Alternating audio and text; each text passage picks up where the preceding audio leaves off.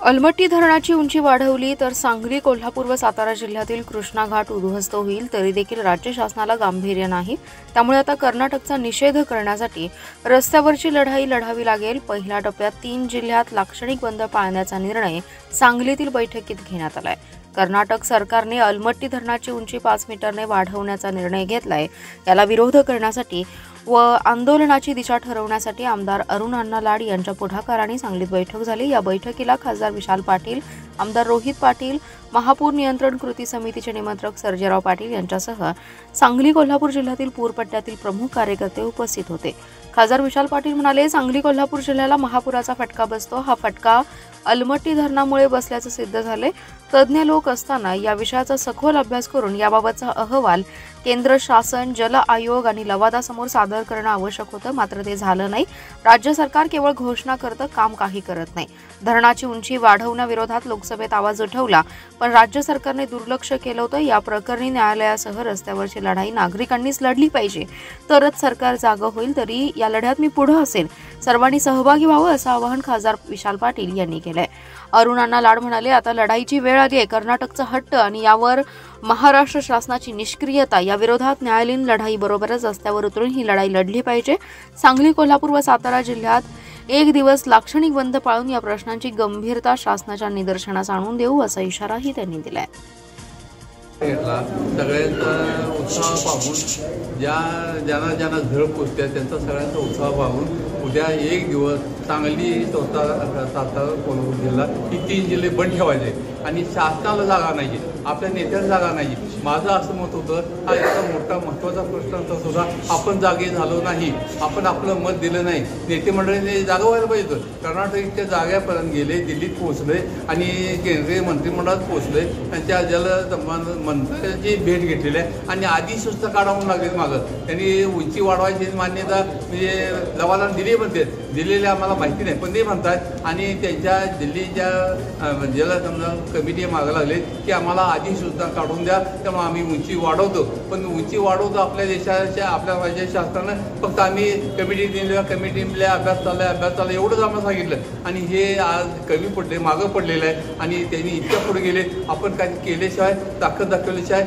आणि आपलं राज्य शासन हा एक सुप्रीम कोर्टात गेल्याशिवाय, त्याला थांबवल्याशिवाय, स्टे दिल्याशिवाय थांबत नाही। पण ते देतील न देतील, पण आम्ही जनतेच्या कोर्टात जातोय, जनता उठवतोय, जनतेची इच्छा आहे। जनतेला आपण इतकं पुढं झालेलं नुकसान, इतक्या मागं झालेलं इतकं खूप नुकसान नको आहे। त्यामुळे यांच्या जनता उठवून जनतेनं 1 दिवस बंद पडायचा आणि पुढची स्टेप त्या बंद पडल्यानंतर पुढची स्टेप काय घ्यायची ते बघूया, त्या सगळ्यांच्या संमतीने घ्यायचं बघूया। पण 1 दिवस आम्हाला 3 जिल्हे ज्यांना झळ पोचतात त्यांनी बंद ठेवायचे। लोकांचा असंतोष जनते शासनाला दाखवायचा आहे, राज्य शासन आणि दिल्ली गव्हर्नमेंटलाही दाखवायचा आहे। अशा पद्धतीनं आपल्याला हा आजचा निर्णय झालेला आहे आणि त्या पुढचा निर्णय त्या निर्णयाचा अवलंबून असेल आणि त्यावेळी मीटिंग होऊन त्यांचा पुढचा निर्णय आम्ही घेऊ।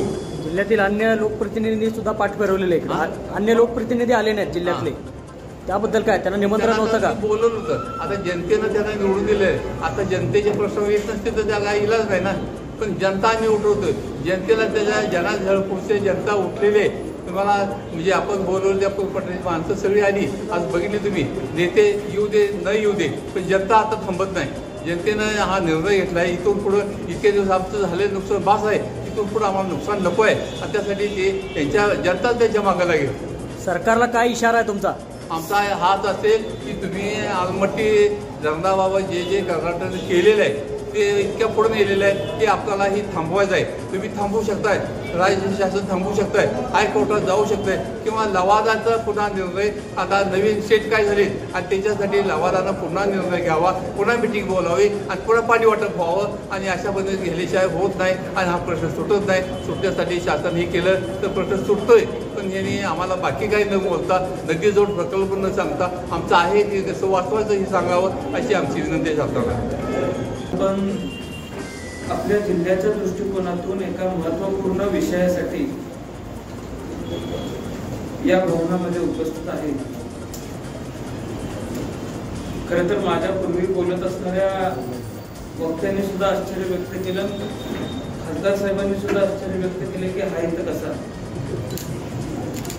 पण खासदार साहेब आता अलीकडच्या काळामध्ये असं झालंय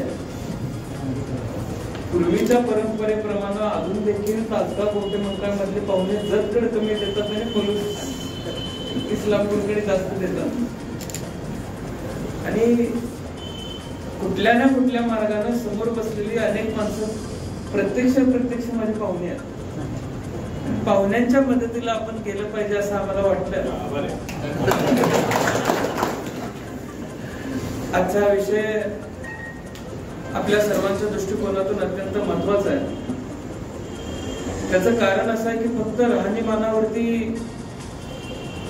किंबहुना आपली घरं उडतायत म्हणून फक्त आपण इथे उपस्थित झालो असं नाहीये.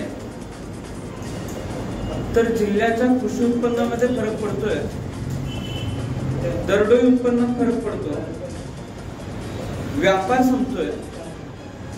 माझ्या पूर्वी बोलत असताना अत्यंत कळवळीनं एक व्यापारी बंधू बोलले आणि त्यामुळं जिल्ह्यातल्या एकूण आर्थिक परिस्थितीमध्ये सुद्धा फरक पाडणारा हा विषय आहे.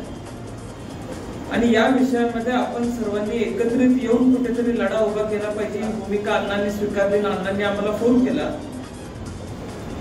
या लढ्यामध्ये, या बैठकीमध्ये आपण कसं लढायचं आहे, प्रश्न काय आहे, त्या प्रश्नामुळे अडचणी काय आहेत, कसं आपण पुढे जायचं या बाबतीत अनेक वक्ते बोलले. मी त्यावर बोलणं योग्य नाही, पण अण्णा आपण सर्वांनी हा लढा करत असताना, हा लढा देत असताना याची दिशा ठरवावी. आपण जर म्हणताय लोकसभेमध्ये आपल्या खासदार साहेबांनी या बाबतीत आवाज उठवलेला आहे, त्यांना त्याचं उत्तर मिळालेलं आहे. विधानसभेमध्ये येत्या काळात आम्ही याच्यावरती आवाज उठवू. रस्त्यावरची लढाई कशा पद्धतीने करायची आहे, त्याचबरोबर तांत्रिक दृष्ट्या सुद्धा ही लढाई आपल्याला करावी लागणार आहे. फक्त रस्त्यावरती येऊन चालणार नाही.